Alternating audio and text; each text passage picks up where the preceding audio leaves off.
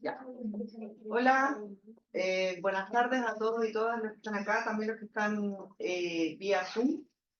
Hoy tenemos el agrado de presentar al doctor Marcelo Miranda, profesor asociado de la Facultad de Agronomía y Sistemas Naturales de la Pontificia Universidad Católica de Chile, quien nos va a presentar el tema métricas fenológicas y análisis de tendencias obtenidos a partir de índices espectrales de vegetación como herramientas para la clasificación y monitoreo continuo de la vegetación a múltiples escalas. Los dejo con el profesor. Hola, ¿qué tal? Buenas tardes. ¿La presentación? Bueno, primero que nada, gracias por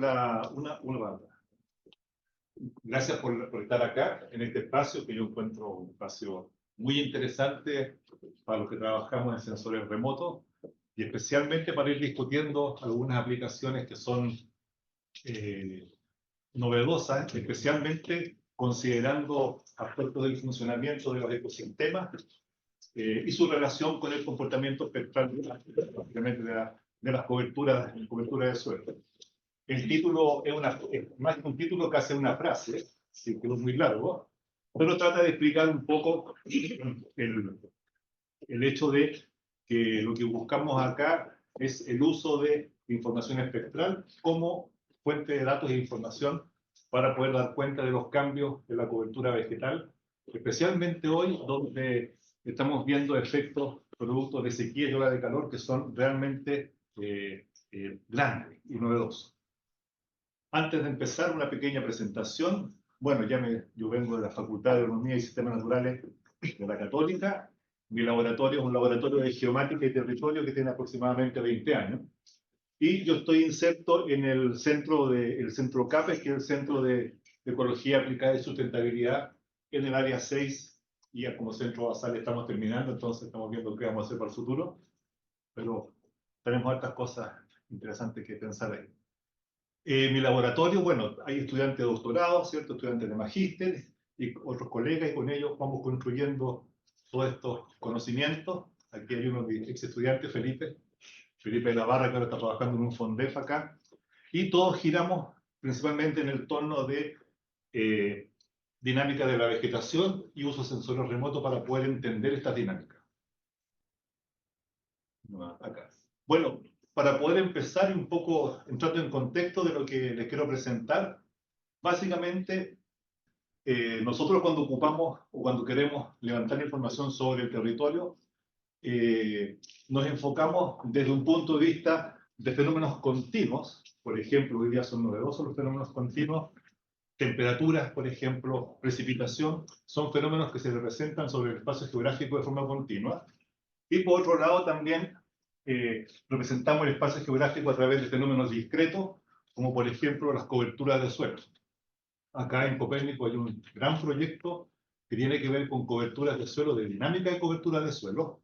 Ese proyecto caería dentro de entender el espacio geográfico y sus dinámicas desde un punto de vista pensando que son objetos discretos distribuidos. Y lo que hacemos con fenología es un poco distinto, donde pensamos el espacio geográfico visto desde un punto de vista, como una continuidad. Este es el primer caso que les comentaba. Ocupamos información satelital, el espectro electromagnético, y cuando vemos el espacio geográfico de forma continua, lo discretizamos con algún método, ¿cierto? Clasificaciones orientadas a objetos, clasificación supervisada, no supervisada. Sobre esa discretización aplicamos métricas y obtenemos un resultado con el cual podemos entender fenómenos o tomar decisiones. Pero esto es lo más común, ¿cierto? Lo que estamos haciendo ahora es esta misma información, estos datos espectrales que están en una imagen, ¿cierto? En distintas bandas, resoluciones espaciales y temporales, las estamos usando, pero desde un punto de vista, desde su base física, para poder representar los fenómenos ya no de forma discreta, sino como una continuidad, ¿ya? Acá tenemos la reflectividad como base, ¿cierto? Para entender estos fenómenos. Esta reflectividad se asocia o se transforma en índices espectrales, que son comúnmente razones entre bandas que representan algún fenómeno, y estos índices se transforman en métricas, con lo cual presentamos en el fondo resultados que nos sirven hoy día para el monitoreo de la vegetación. Frente a esto, yo quisiera detenerme un poco en la importancia para nosotros de los índices espectrales. Yo creo que todos ustedes acá están relacionados con imágenes, NDVI, EVI, SAVI, Brunner Area Index, etc. Hay muchos índices, pero la importancia radica en lo siguiente, que la respuesta espectral en distintas longitudes de onda está asociado a ciertos comportamientos que se relacionan con el funcionamiento en el cloroplasto y con la estructura que tienen en el fondo las células que forman hojas, que forman órganos, que forman en el fondo coberturas, individuos y el paisaje.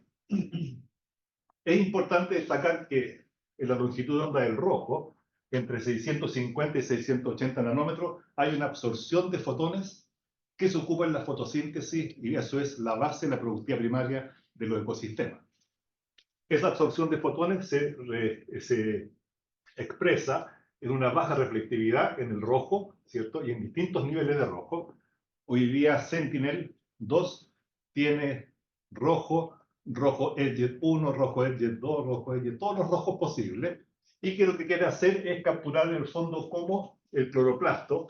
Fíjense ustedes que es una porción muy pequeña dentro de una célula, y la clorofila, que capturan estos fotones y que se asocian con la construcción de elementos y la productividad. Y por otro lado tenemos el infrarrojo, que básicamente responde a la reflectividad asociada al tejido parenquimático. Los cristales que están dentro de la célula generan la reflectividad del infrarrojo, y esta firma que se genera es fundamental para poder generar los índices de vegetación, que básicamente son una razón entre una respuesta espectral en el infrarrojo y el rojo, el verde y combinaciones de esto. ¿Ya? Ahora, ¿por qué esto es importante? Porque la respuesta espectral se asocia básicamente a la especie. Cada especie tiene su respuesta propia, y además esta respuesta espectral cambia a través del tiempo, a través de su fenología, y también muy importante en función de su estado sanitario. Acá les puse un ejemplo de una hoja. Estos son datos reales que nosotros hemos tomado. Acá tienen una hoja de hortensia sacada del jardín, ¿cierto? Una hoja verde y una hoja seca, donde la respuesta espectral, si ustedes ven acá en el rojo, hay en la hortensia viva, ¿cierto? En el fondo tenemos más absorción de fotones, menos reflectividad, comparado con una hoja que está seca, donde ha perdido la clorofila y van quedando los tejidos parenquimáticos solamente lo que genera la reflectividad. Bueno, si yo hago una razón entre una hortensia viva y una hortensia que está seca, el índice espectral va a cambiar. Qué importante ahora pensar también es que lo que nosotros vemos en una imagen satelital como respuesta espectral o índice de vegetación o productividad primaria potencial viene de una respuesta asociada a un conjunto de individuos en una determinada área, y esos conjuntos de individuos, su respuesta está dada en un órgano que es la hoja, y dentro del órgano que es la hoja, en el cloroplasto. Yo encuentro eso fascinante, así como tenemos una gran imagen, ¿cierto? Vemos un índice de vegetación de un paisaje, pero ese índice se genera principalmente por lo que pasa en el cloroplasto y en la pared parenquimática de la célula, ¿ya? Entonces eso nos permite trabajar a distintas escalas, y acá es importante entender que ciertas imágenes van a ser para usar a nivel de paisajes, otras imágenes para nivel de individuos, o tal vez otros instrumentos para analizar a nivel de órganos específicos, por ejemplo. Acá les presento dos índices espectrales que son los más típicos, NDVI, ¿cierto? Es como el rey de los índices espectrales de vegetación, y el EVI, Enhanced Vegetation Index, que es básicamente una mejora para evitar problemas principalmente con reflectividad, producto de la atmósfera, etc. ¿Por qué son importantes estos índices espectrales? Porque básicamente son un proxy de la fracción de energía que ocupan las plantas para fotosíntesis, son un proxy de la productividad primaria potencial de un ecosistema, del área foliar, finalmente de la biomasa y de muchas estructuras que ocupamos hoy día para, por ejemplo, como beneficio ecosistémico, ¿ya? Entonces, ese es el camino. ¿Por qué tan importante estos índices? Desde un punto de vista temporal, para ya entrar en temas asociados a la tecnología, lo que vemos es lo siguiente, que un píxel que tiene una reflectividad en el tiempo, ¿cierto? Y que es seguido en el tiempo, va a tener una cierta señal en el tiempo donde hay comportamientos que están asociados al otoño, al invierno, a la primavera y al verano. Y eso en el tiempo es repetitivo y se llama un patrón básicamente fenológico. Ahora, esta respuesta espectral se puede transformar en distintos tipos, en el fondo, de métricas asociadas a lo que llamamos métricas fenológicas.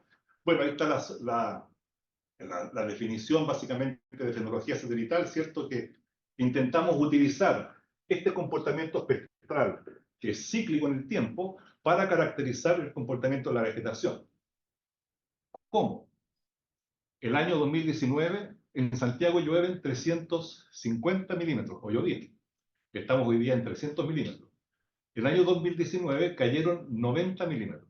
Eso generó un cambio en la vegetación que en los índices espectrales, por ejemplo, acá lo podemos ver, ¿ya? Y eso nos permite, en el fondo, a través de satélites, a través del comportamiento de la energía en la hoja, podemos, en el fondo, monitorear qué es lo que está pasando con el estado, por ejemplo, de un ecosistema como el esclerófilo, que yo trabajo bastante. Podemos ocupar imágenes MODIS, 6,25 hectáreas, ¿cierto? Fácil de usar, mucha información al respecto, imágenes muy bien calibradas desde el año 2000 hasta el 2023. Ahora MODIS se va a acabar. También podemos usar Landsat, pero Landsat tiene problemas de que tenemos una repetición cada 16 días, y si tenemos un día nublado, perdemos una señal. Pero podemos también agregar Sentinel, que creo que son cada 7 días, si no me equivoco, pero ahí tenemos otros desafíos que tiene demasiada resolución espacial. Entonces, un individuo, como un árbol que tiene un diámetro de 6 metros de diámetro, ¿cierto? Tiene un comportamiento espectral muy diferente. Hay demasiada heterogeneidad. Pero los trabajos hoy día en fenología están yendo hacia ese lado. Ahora, ¿cómo trabajamos la fenología, estas métricas? Que básicamente caracterizan o resumen el comportamiento espectral en el tiempo. Tenemos una imagen, cada píxel tiene su señal, esta señal se limpia, ¿cierto? En una serie de tiempo, hay que limpiarla, hay que ver datos anómalos, ¿cierto? Algunos datos que son errados, datos que tengan, por ejemplo, muy baja frecuencia de imágenes, etc. Y esta, vía una función, se transforma en una señal anual. Acá tenemos varios años, tenemos 20 años, una señal anual, donde podemos identificar ciertos eventos en esa señal. Lo más interesante para nosotros que trabajamos con vegetación, ¿cuándo parte la actividad productiva, la productividad primaria? ¿Cuándo parte, por ejemplo? ¿Qué día parte? ¿Cuándo termina? ¿Cuánto dura? ¿Cuál es la intensidad? ¿Y cuál es el acumulado, por ejemplo, de esa actividad? Esta información, como esto es un píxel, se puede reflejar en lo siguiente. Esta imagen es la misma, ¿cierto? Tenemos acá el start of season, días julianos. El día 252 es como en mitad de año. Estos valores corresponden a los meses de septiembre-octubre, y acá estamos viendo que estamos más en la cordillera. La productividad está partiendo más tirado hacia los meses de noviembre y diciembre. ¿Cuándo termina la productividad? Y este parámetro importante, ¿cuánta productividad hubo durante un periodo determinado? ¿Ya? Que es básicamente una integral que se va sumando debajo de la curva. Ahora, métricas tenemos una gran lista que podemos ocupar, pero lo importante y un gran desafío que hay es que esta señal en el tiempo tenemos que transformarla en una señal única que representa el comportamiento temporal. Hay varios métodos, bueno, funciones asociadas, análisis de series de tiempo, ¿cierto? Donde lo que intentamos es sacar una señal con algún tipo, bueno, de variación para poder identificar estos eventos y poder después mapearlos. ¿En qué se ocupan? Si, por ejemplo, tenemos hoy día, ¿qué está pasando? Start of Season, que es el inicio de la temporada, dado los cambios que estamos viendo en el clima, se está atrasando. Y eso se ve en la señal. Es decir, que partimos la actividad fenológica más tarde. Estamos viendo, por ejemplo, que en la cordillera, a los 2000 metros, hay un quiebre donde está aumentando la amplitud. ¿Por qué? Hay menos nieve, más temperatura, y la vegetación tiene más posibilidad de crecimiento en corto periodo. Esos eventos son esenciales para el monitoreo y para el manejo de los ecosistemas. Ahora yo quisiera mostrarles, dije, ¿qué les muestro? ¿Qué cosa interesante? Quiero mostrarles 3 casos prácticos que estamos trabajando. Algunos de ellos ya están saliendo a publicación, ¿cierto? Están enviados, y otros están en desarrollo, pero tienen que ver con el uso de estas métricas fenológicas, ¿ya? Con algunas de estas, especialmente Start of Season, End of Season, End of Season y Seasonal Integral, que son útiles para responder algunas preguntas, por ejemplo, clasificación funcional del ecosistema. Pensando en esta, entre objetos discretos y continuos, hoy día los land covers son eventos que son estáticos. Pero lo que pasa en la realidad que, dada la dinámica del ecosistema, los land covers pueden cambiar y tienen su dinámica propia. Entonces, ¿qué intentamos hacer? Por ejemplo, es una clasificación de la vegetación, ¿ya? Donde agregamos en esta clasificación cómo ella se comporta en el tiempo. Capturamos todos los eventos. ¿Qué eventos pueden ser? Eventos asociados al clima, eventos asociados, por ejemplo, a la transformación antrópica, corte, ¿cierto? Corte de vegetación, eventos asociados también, por ejemplo, a los incendios forestales. Son eventos que van a cambiar la firma y van a poder ayudar a clasificar mejor los ecosistemas. El segundo tiene que ver con la tendencia temporal. En el fondo, este es un trabajo que estamos haciendo, ya les voy a mostrar, que estamos tratando de entender cómo distintas tendencias temporales, como comportamientos temporales de un píxel, se asocian a distintos biomas en ecosistemas en Canadá. Y finalmente tenemos acá un tema importante que tiene que ver con detección de anomalías. Es decir, cuando el año 2019 se secó la vegetación, ¿dónde se secó? ¿Cuánto se secó? ¿Por qué? Porque si la vegetación se seca, libera carbono a la atmósfera y perdemos productividad. Y eso es esencial hoy día para la sostenibilidad en el fondo de los ecosistemas. Vamos con el primero. ¿Cómo estoy en el tiempo? Bien. ¿Sí? Este trabajo lo enviamos a un journal que está en evaluación ahora. ¿Y cuál era el objetivo? Era, en el fondo, nosotros planteamos que el Land Surface Technology, en el fondo la fenología, estos cambios en el tiempo del comportamiento espectral, explican las formas de crecimiento y además se asocian a cierta composición de especies. ¿Por qué esto es interesante?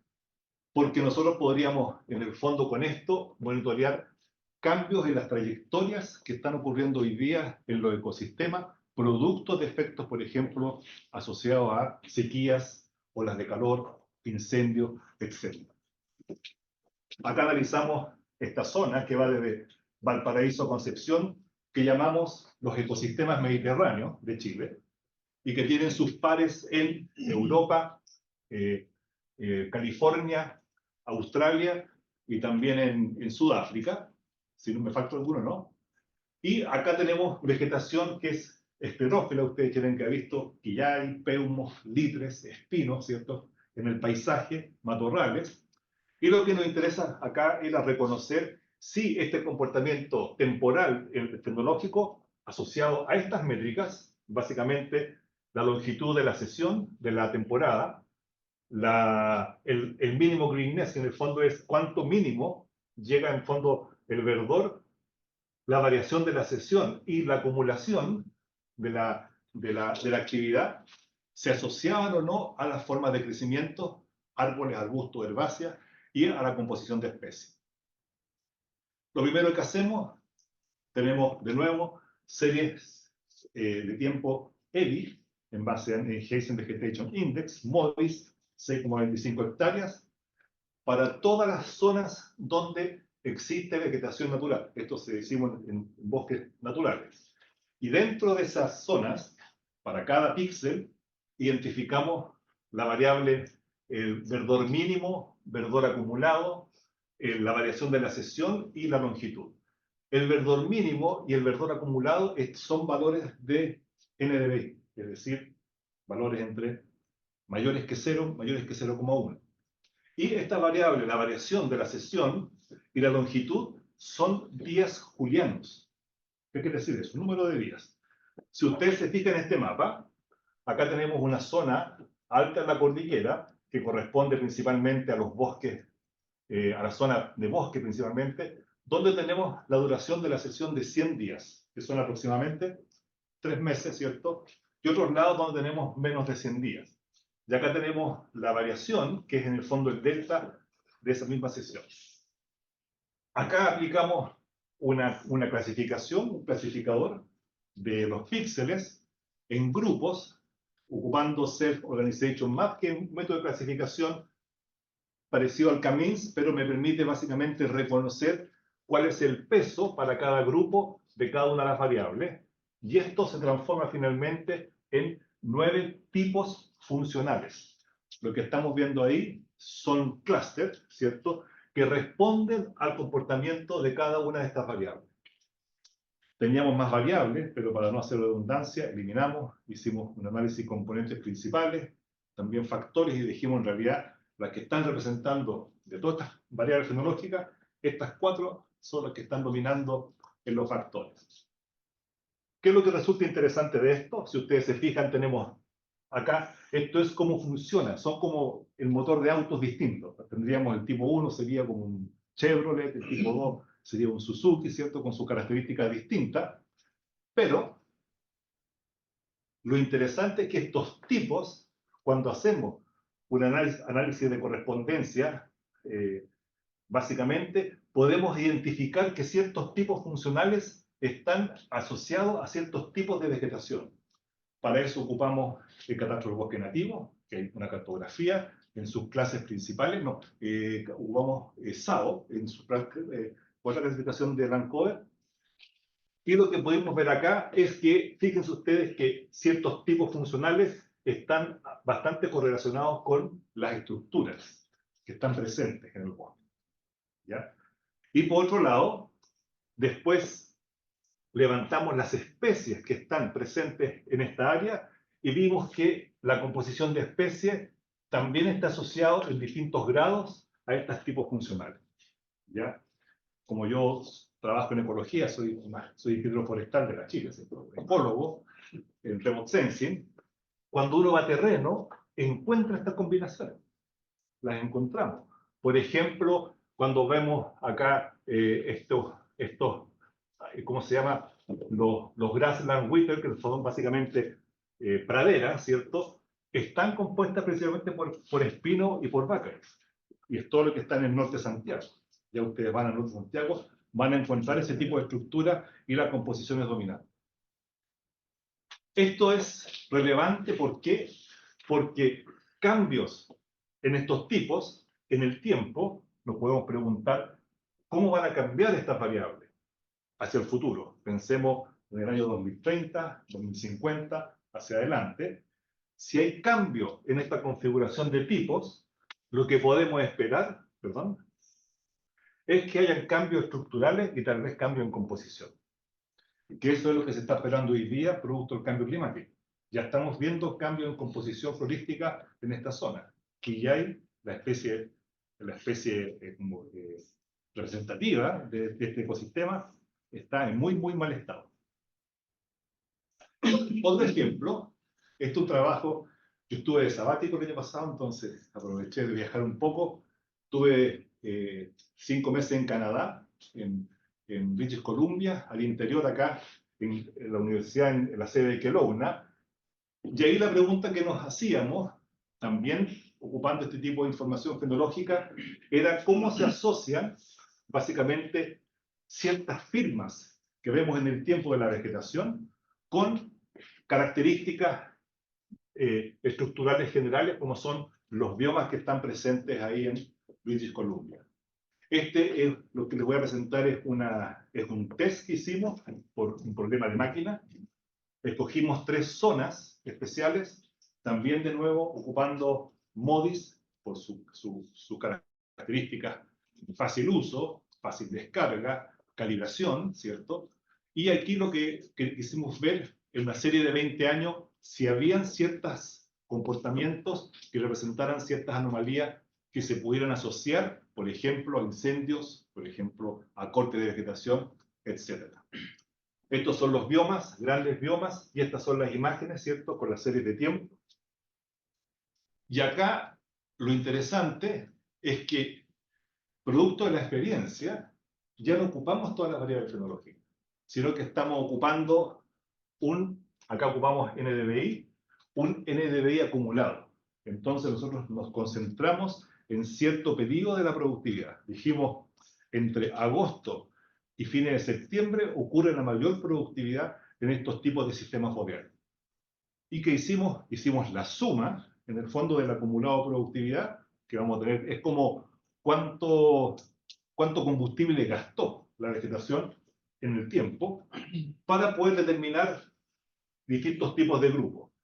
También hicimos un análisis de clúster acá, y donde obtuvimos principalmente ciertas tendencias con bastante ruido, ¿cierto? Otras tendencias bastante claras en su caída. Si ustedes se fijan acá tenemos, estos son distintos sitios, entonces hay ciertos tipos que están representados. Ahora, esto se puede representar en lo que llamamos un grafo bipartito, donde acá tenemos los clústeres y queremos ver cómo ellos están incidiendo en el fondo o qué presencia tienen en los distintos biomas, ¿ya? Es decir, hay ciertos comportamientos que están, por ejemplo, estos anómalos que nos interesan. Este, por ejemplo, podría ser incendio, corta, o podría ser una plaga, ¿ya? Eso es lo que se ve en Canadá. Aquí esto puede ser. El año pasado yo tuve que atrasar mi viaje y me iba el día, me acuerdo, a principios de septiembre, y tuve que correrle un mes por los incendios, porque era imposible viajar. Se quemaron 18 millones de hectáreas, que yo les comentaba a ellos cuando presentaba. Se quemó todo el bosque nativo de Chile en un año en Canadá. Ese fue el volumen de la intensidad la magnitud de esos eventos. Entonces, por eso interesa saber, bueno, qué está pasando y dónde ocurren estos eventos. En este grafo bipartito lo podemos resumir a lo siguiente, donde, por ejemplo, un comportamiento asociado al clúster 14, que tenemos acá, se asocia principalmente a una caída en el último tiempo, donde está principalmente el 59% de los píxeles que están asociados en el bioma SBS. O, por ejemplo, este que veíamos acá, ¿cierto? Que es el clúster número 9, si no me equivoco, acá. Este clúster lo podemos encontrar en un 40% en el bioma IDF y en un 41% en el bioma SBS, ¿ya? Y en el caso de este clúster, por ejemplo, fíjense que acá hay una caída, pero hay una recuperación. El clúster 11 específicamente está en el bioma, el 64% de los puntos están en ese bioma. ¿Qué viene ahora? La pregunta es, por eso el tema, el nombre es en el fondo Primary Productivity Trend Biodiversity, porque queremos ver estos biomas, cuál es la diversidad de tendencias que están ocurriendo dentro de estos biomas. ¿Ah?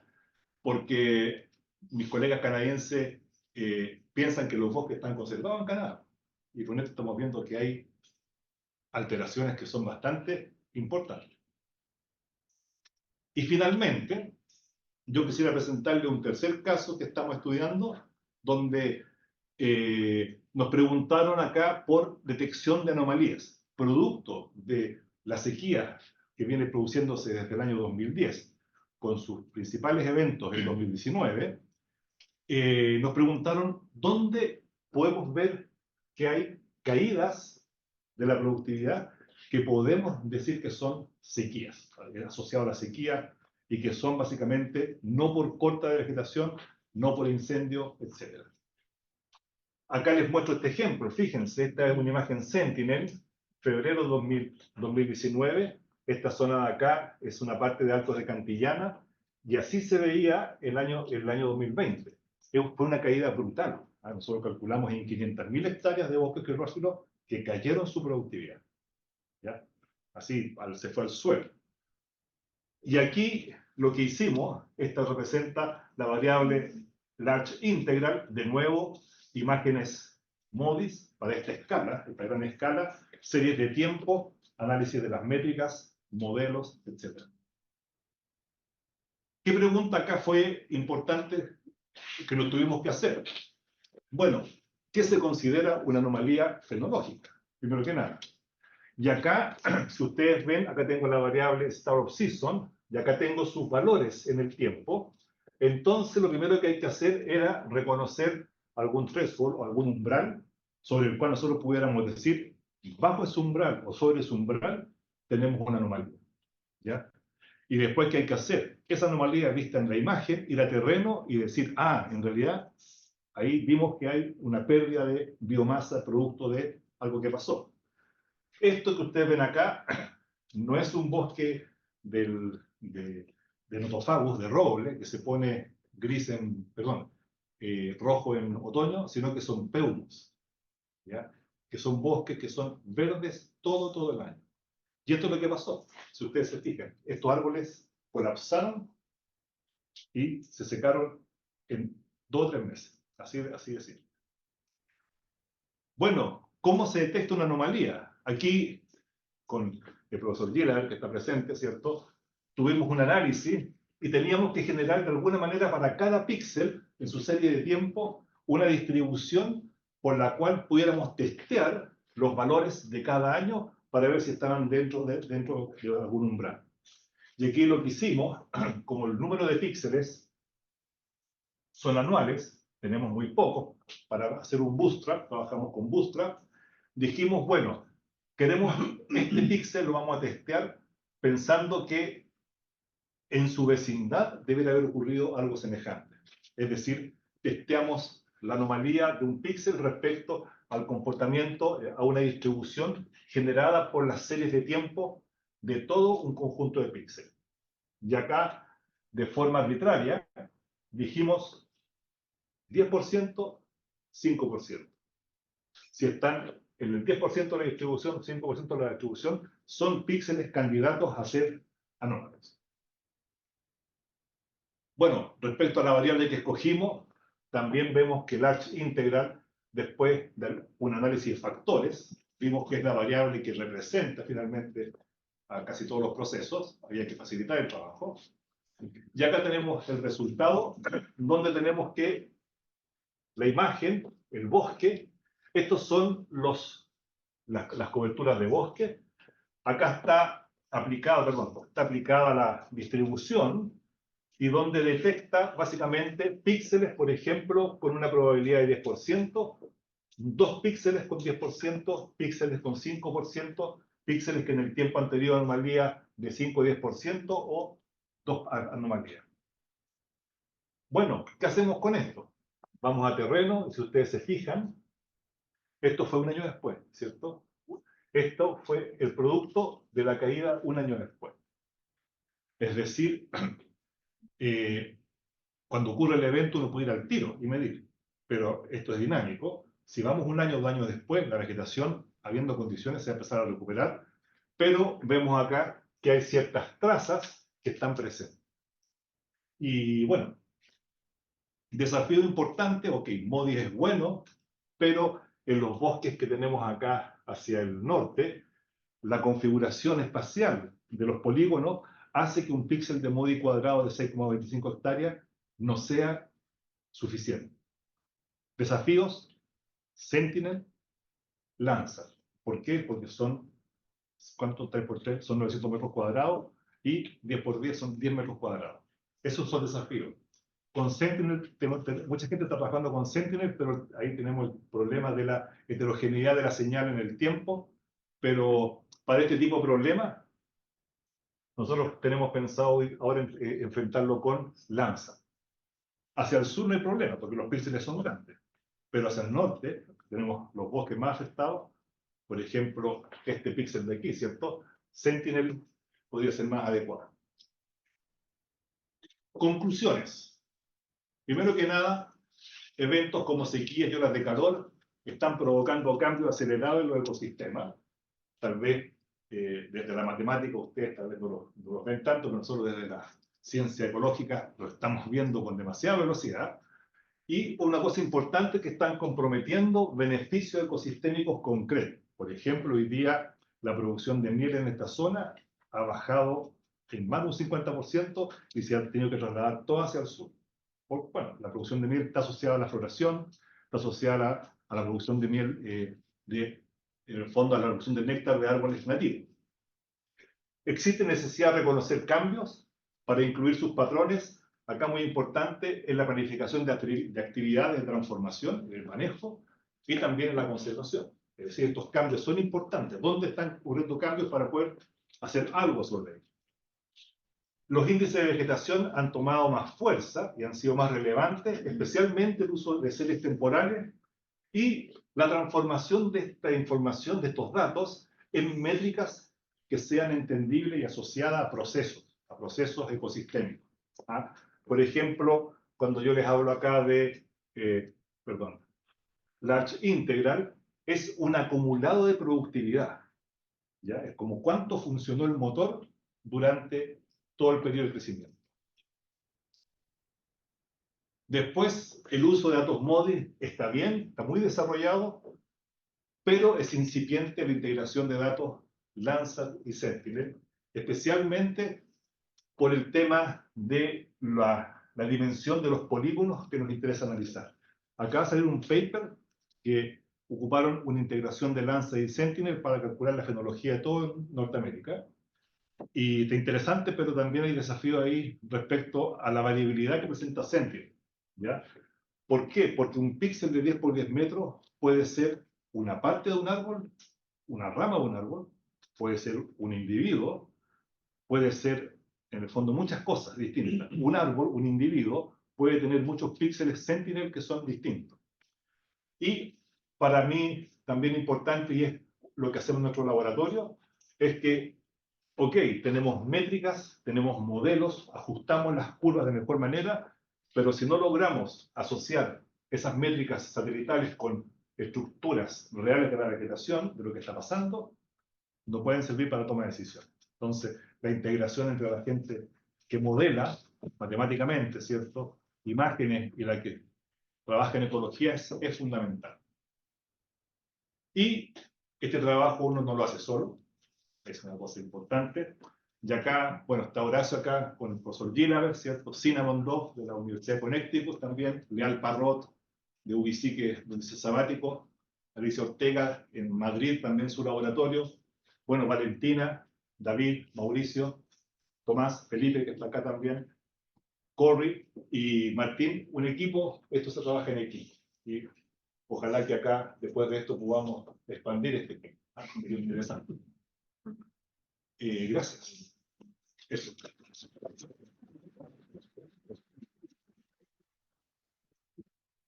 Muchas gracias, Marcelo. Vamos a dar inicio a las preguntas. ¿Alguien tiene alguna pregunta aquí en la sala?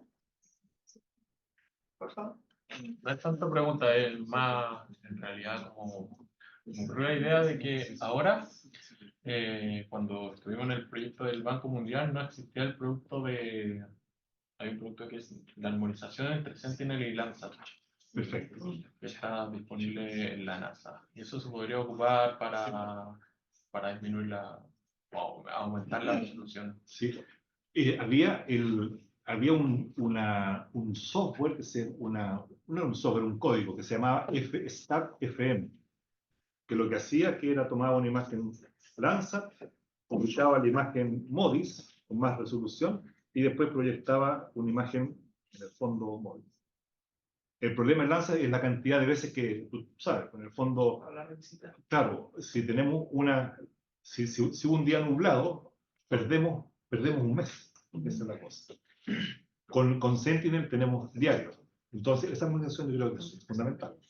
Nos debiera llevar, en el fondo, a poder tener... Una mayor frecuencia. Sí, pero yo creo que todavía Sentinel es demasiada resolución para los objetos que nos interesa identificar. Yo Entiendo creo que que- este es de 30 por 30 metros. ya, perfecto. Ya, ahí está interesante. No conocía ese... Sí, Yo soy matemático y yo vengo saliendo de una reunión con la doctora Marambo que trabaja en algas. perfecto. Me hago la pregunta, también ella me puede ayudar. ¿Cuánto de la metodología, que me parece súper interesante, entre paréntesis, nunca había visto una representación de un grafo bipartito de esa manera circular, que es realmente pedagógico? Ay, Sí. yo que trabajo con networks y gráficos, de eso voy a usarla, le voy a robar la imagen. Hay un código en R. Es una manera interesante de ver no solo la relación entre las dos partes del grafo, arriba y abajo, sino que además el largo de los segmentos da una información adicional, que es bien interesante, una especie de grado de pertenencia, digamos. Justamente, por ejemplo, yo no lo puedo presentar acá, pero para cada bioma tengo una frecuencia de cada, ¿cómo se llama? De cada clúster, y eso lo puedo representar en la... Muy ilustrativo. Pero mi pregunta es, ¿cuánto de la metodología es utilizable para, por ejemplo, bosques de algas? O sea, ¿cuáles son las complejidades o las simplificaciones que aparecen? Sí. Hemos publicado nosotros 2 artículos donde ocupamos el uso de el producto clorofila alfa de MODIS y de Sentinel para caracterizar en el fondo patrones espaciales, pero asociados a plancton, porque el plancton está arriba. El plancton está arriba. Y lo que estamos pensando hacer es aplicar métricas fenológicas para plancton, porque es un producto, y yo creo que habría que ver cuánta información de lo que recibe el sensor se asocia a lo que está bajo el agua, que son me imagino yo, los bosques de algas. Si existiese alguna relación, porque lo que captura el sensor es el plancton, que son pequeñas células, ¿cierto? Fotosintéticas que están dando vueltas, pequeños individuos. Eso es lo que captura el sensor. Lo que hay abajo, yo creo que el sensor no sé cuánto penetraría, pero tal vez de forma indirecta no podría llegar a eso. Es interesante porque, por ejemplo, cuando nosotros somos de Magallanes, entonces, con los Kelps, que los Kelps se puede medir, ¿cierto? Todo lo que está flotando sobre... Bueno, sí. Ahí yo creo que se puede traspasar todo. En el fondo, si hay una cierta frecuencia anual, que yo creo que debe haber, porque hay temporadas de más productividad, menos productividad. Un detalle también importante. Otro desafío que hay hoy día en Chile, que hay funciones, que ahí los matemáticos nos pueden ayudar, que hay funciones que ajustamos, ¿cierto?, a las series de tiempo. Pero es un ajuste general, es decir, todavía estamos haciendo un ajuste general para todo un área muy grande.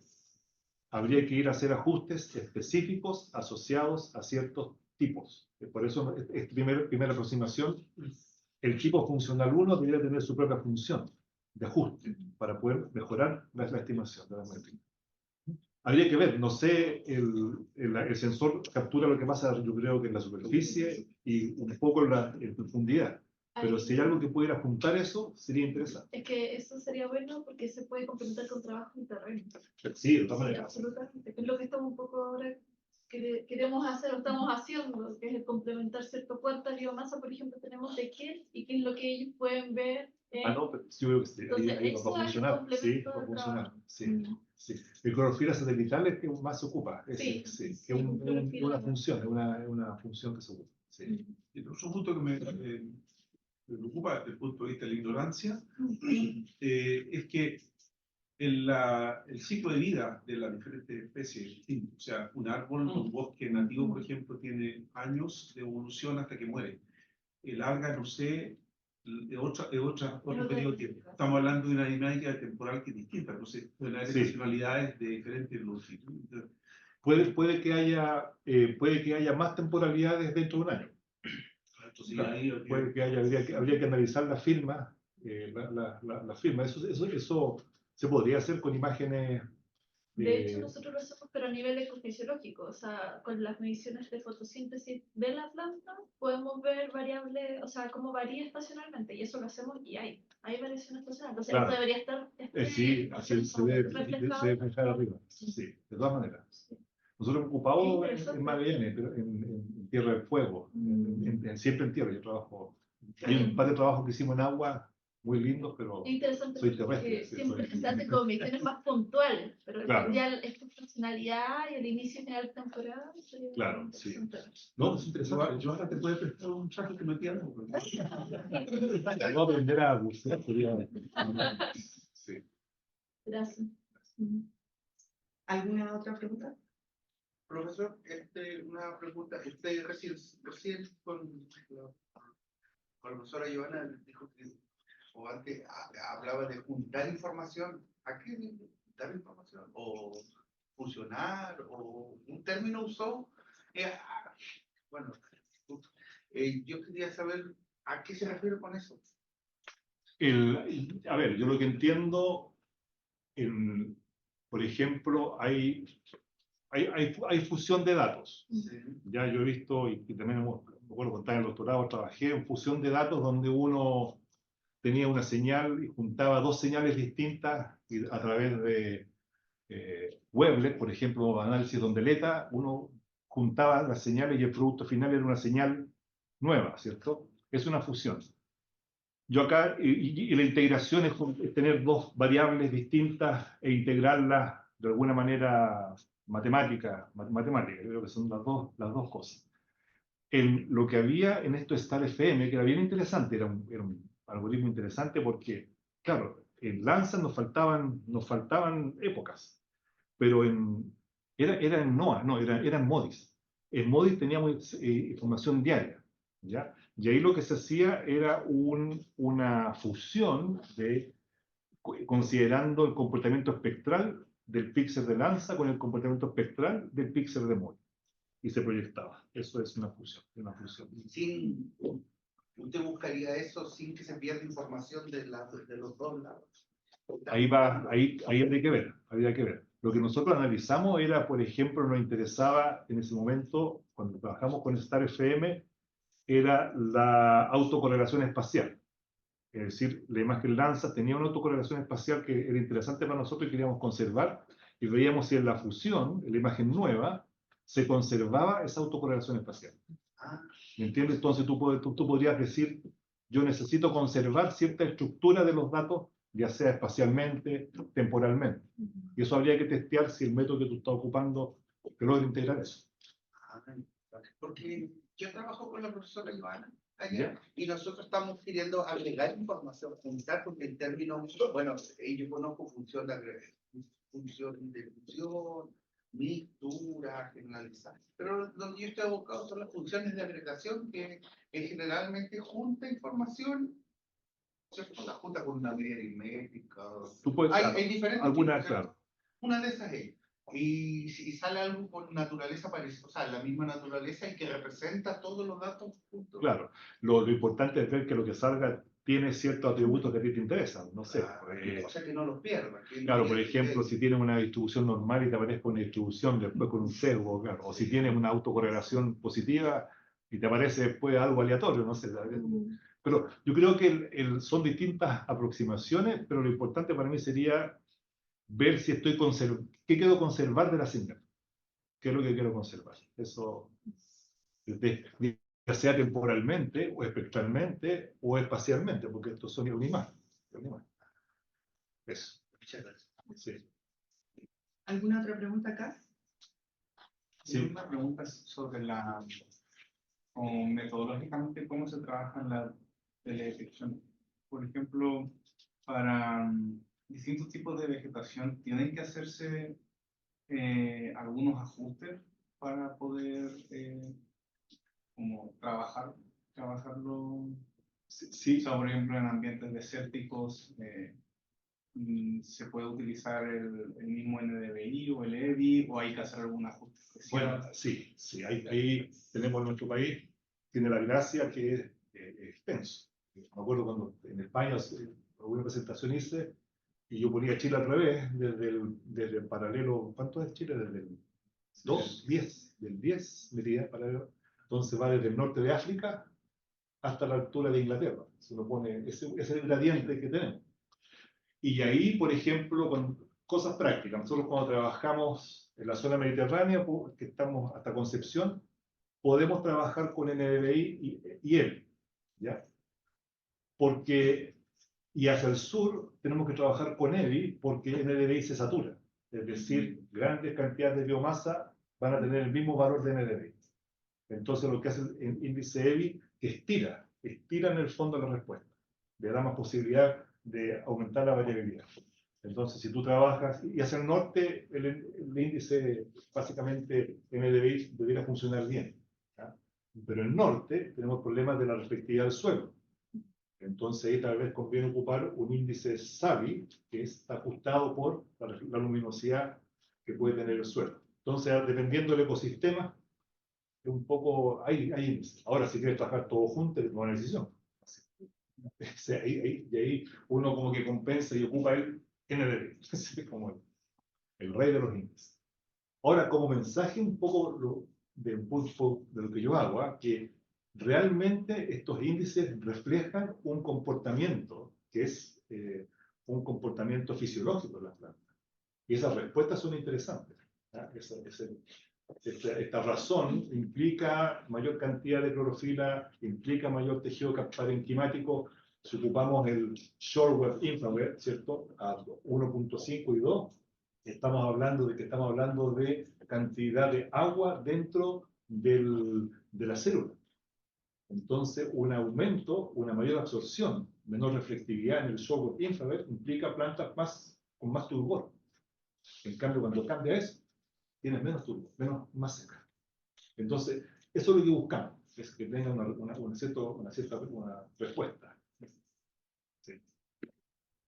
Sí. Vamos ahora con algunas preguntas online. Online, wow. Sí, por supuesto. Primero que todo está Jaime Ortega, que es nuestro director científico que está conectado, que dice: felicitaciones, un muy bonito trabajo, me disculpas por no estar presente, y pregunta, pensando en la información, ¿uno podría pensar en generar ciertos indicadores de riesgo que predigan la aparición de anomalías? Claro, yo creo que sí. Claro. Hay un grupo que está trabajando en la Universidad de Valparaíso que tiene un sistema bien interesante, que es una página web donde ellos trabajan de la tecnología de una forma un poco distinta. Y ellos tienen indicadores de riesgo, píxeles de riesgo. Yo creo que es importante, pero hay que asociarlo a cierta estructura. ¿El riesgo en qué? Si tengo un matorral con baja productividad o con una anomalía muy grande, tal vez puede ser más normal que si tengo, por ejemplo, una comunidad esclerófila compuesta por, no sé, que haya canelo, no sé, una elingue, que son muy específicas. Entonces yo creo que va a depender, es muy importante detectar, pero también saber sobre quién estoy detectando. Muchas gracias. Rainer pregunta, ¿ves como posibilidad el uso de imágenes de radar de apertura sintética para este tipo de estudios? Tenemos una tesis de magíster abierta para trabajar justamente en el proyecto FONDEF en ese tema. Hay algunos índices, sí, pues, de todas maneras. El radar es un sensor activo, ¿cierto? Y que ahí tenemos la respuesta espectral en una longitud de onda distinta. Hay ciertos índices de vegetación, ahí con Felipe algo hemos hablado, ¿cierto? Que podrían ser usados como complemento, de todas maneras. Y lo bueno del radar es que podría ser ocupado, por ejemplo, hacia el sur, Magallanes, también, ¿cierto? Por la nubosidad. ¿Sabes qué ahí? Mira, se podría explorar, sí. Sí. Las texturas de Harabik, por ejemplo, que son análisis texturales, con el radar se podrían explorar, sí. Sí. Con 10 metros. Sí. Sí. Buena pregunta. Sí. Bueno, Rainer dice muchas gracias. Estamos ya en los últimos minutos, así que si quieren aprovechar de hacer las últimas preguntas, un par de preguntas más. Este es el... Jaime Ortega pregunta, ¿en el radar están pensando en uso de polarimetría o el uso de backscattering de la señal? Yo está primero la polarimetría. En el fondo, si la señal es HH, HB, yo creo que eso. Y para scattering no sé, no, habría que ver, yo no, más conozco la polarimetría. Para mí el radar es un poco una incógnita, por eso, si alguien quiere trabajar en eso, bienvenida, bienvenido. Sí. Por favor. Sí. Tenía una pregunta que pegaba un poco con lo que había comentado el compañero respecto a un poco del uso de teledetección para poder determinar un poco qué tipo de cultivos se presentan, pensando en una idea como para poder determinar la demanda hídrica de un tipo de pasto, de un tipo de cultivo en específico. ¿Existe esa metodología, digamos? Sí, sí. En nuestra facultad, en el Centro de Cambio Global, el profesor Francisco Mesa, él trabaja mucho con teledetección aplicada a cultivos, especialmente en viñas, porque los cultivos tienen dos características. Están los cultivos que son estacionales, que las lechugas, ¿cierto? Tomates que se ponen, o el trigo, el alfalfa, que están y después no están, se ponen. Y los cultivos que son los huertos, que son perennes en el tiempo. Lo que se trabaja harto ahí es la clasificación de cultivo para poder identificar qué objetos están. Y es súper complejo, porque es tremendamente dinámico. Y hay pocos trabajos con respecto a productividad. Yo creo que en viñas hay más trabajo. Sí, pero también son áreas que es traspasar esto, claro, a una escala, como les mostraba, la hoja, ¿cierto? Es el órgano, y esto yo puedo ir agregando hasta nivel planetario. No se ocupa hoy día. Eso.